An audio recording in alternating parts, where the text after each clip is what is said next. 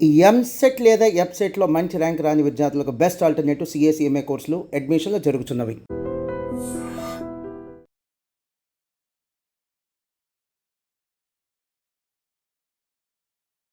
హైదరాబాద్ రాయదుర్గం పరిధిలో ఉన్నటువంటి ఒక ఓయో రూమ్‌కి సంబంధించిన ఇన్సిడెంట్ ఇప్పుడు రాష్ట్ర వ్యాప్తంగా కూడా చర్చనీయాంశంగా మారిపోయింది. ఎందుకంటే ఒక అనుమానాస్పద మృతిగా ఇప్పుడు పోలీసులైతే కేసు నమోదు చేసి విచారణ అయితే చేస్తున్న సందర్భం అయితే కనిపిస్తోంది. యాక్చువల్లీ ఈమె పేరు వచ్చేసి అనూష. ఈమెకు కేవలం 26 సంవత్సరాలు మాత్రమే. అండ్ ఆల్రెడీ మ్యారేజ్ అయిన తర్వాత భర్తతోని విభేదాలు ఉండడంతో వాళ్ళిద్దరు కూడా విడాకులు తీసుకొని విడిపోయినటువంటి పరిస్థితి. కానీ ఈమె ప్రొఫెషన్ వచ్చేసి ఒక బ్యూటీషియన్గా ఆమె ప్రొఫెషన్గా ఉంది కాబట్టి బ్యూటీషియన్గా ఆమె తన కాళ్ళ మీద తను నించొని తను కూడా జీవిస్తున్నటువంటి పరిస్థితి అయితే కనిపిస్తోంది. కానీ అనూష విషయంలో మరి ఏం జరిగిందో ఏంటో తెలీదు. ఈమె నల్గొండకు సంబంధించిన వాసి, కానీ ఇక్కడ వచ్చి ఆమె బ్యూటీషియన్గా వర్క్ చేస్తున్నటువంటి పరిస్థితి అయితే కనిపిస్తోంది. అయితే 22వ తారీఖున ఓయో రూమ్కి వచ్చి మరి వాళ్ళ స్నేహితులతో పార్టీ చేసుకుంటున్నాను అని ఇంటి కుటుంబ సభ్యులకంటే వాళ్ళ అమ్మా నాన్నకి చెప్పి నేను నా ఫ్రెండ్స్తోని వెళ్తున్నాను, పార్టీ చేసుకొని మళ్ళీ తిరిగి ఇంటికి వస్తాను అని చెప్పి వెళ్ళింది 22వ తారీఖున.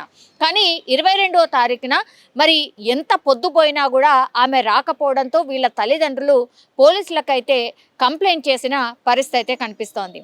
కానీ 22వ తారీఖున మరి స్నేహితులతోని వెళ్తున్నాను, పార్టీకి వెళ్తున్నా అని చెప్పిన వ్యక్తి మరి ఓయో రూమ్, దట్టు రాయదుర్గం పరిధిలో ఉన్నటువంటి క్యూబా ఓయో రూమ్లో ఆమె మృతి చెంది ఆత్మహత్యగా ఆమె ఒక ఫ్యాన్కి వేళ్లాడుతూ కనిపించినటువంటి పరిస్థితి అయితే కనిపిస్తోంది.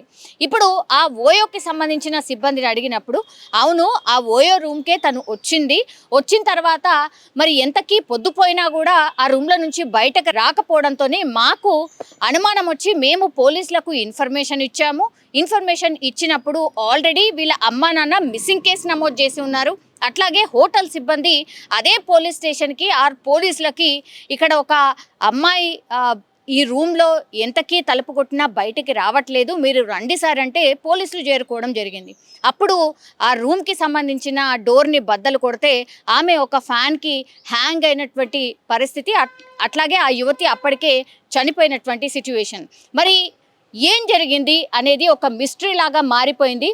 ఎందుకంటే ఇది అనుమానాస్పద కేసుగానే పోలీసులు పరిగణిస్తున్నారు. విచారణ కూడా అలాగే జరుగుతోంది. ఎందుకంటే వాళ్ళ ఫ్రెండ్స్ దగ్గరికి వెళ్తున్నాను, పార్టీ చేసుకోవడానికి వెళ్తున్నానని అమ్మా నాన్నకు చెప్పింది. తీరా చూస్తేనేమో ఇప్పుడు ఓయో రూమ్లో ఆమె శవంగా ప్రత్యక్షమైనటువంటి పరిస్థితి కనిపిస్తోంది. సో ఈ మధ్యన ఆ డేలో అసలు ఏం జరిగింది, ఓయో రూమ్కి ఎందుకు వచ్చింది, స్నేహితులు అని చెప్పి ఓయో రూమ్ దగ్గర ఎందుకుంది, అండ్ ఆత్మహత్య చేసుకోవడానికి గల కారణాలు ఏంటి? ఇప్పుడు కుటుంబ సభ్యుల వర్షన్ ఏంటంటే లేదు ఇక్కడే ఏదో జరిగింది, ఆమెని ఎవరో చంపేసి ఉంటారు, మాకు అనుమానం ఉంది.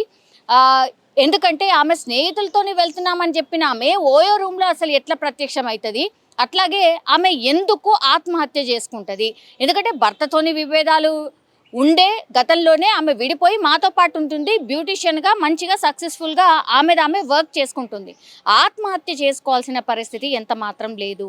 సో ఇక్కడ ఏదో జరిగింది, మాకు అనుమానం ఉంది, ఎవరో చంపేసి ఆ తర్వాత ఆత్మహత్యగా చిత్రీకరిస్తున్నారు అని పోలీసులకైతే వీళ్ళు విచారణలో చెప్పినటువంటి పరిస్థితి. అయితే ఈ అమ్మాయి అనూషకి సంబంధించిన బ్యాక్గ్రౌండ్ని తెలుసుకునే ప్రయత్నం చేస్తున్నారు.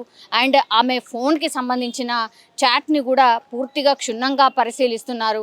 అండ్ ఆమె ఎక్కడి నుంచి ఎటొచ్చింది, ఎప్పుడు వచ్చింది, ఏ టైంకి వచ్చింది అనేది కూడా పూర్తిగా అంటే ఆ చుట్టుపక్కల ఉన్నటువంటి పూర్తిగా సీసీ కెమెరాకి సంబంధించిన అంత ఇన్ఫర్మేషన్ కూడా పోలీసులు గ్యాదర్ చేస్తున్నటువంటి పరిస్థితి.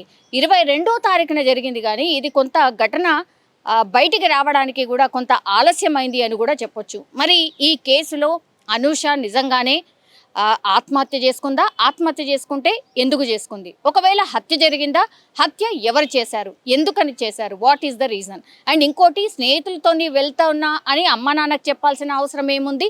తీరా చూస్తే ఓయో రూమ్లో ఎట్లా ప్రత్యక్షమైంది, ఎవరు చంపారు, ఓయో రూమ్లో ఆమెతో పాటు ఎవరెవరు ఉన్నారు, అనేది కూడా పూర్తి స్థాయిలో పోలీసులు అయితే విచారణ చేస్తున్న పరిస్థితి కనిపిస్తోంది. నిజంగా ప్రస్తుతం ఉన్నటువంటి సమాజం దేనికి ప్రయారిటీ ఇస్తుంది?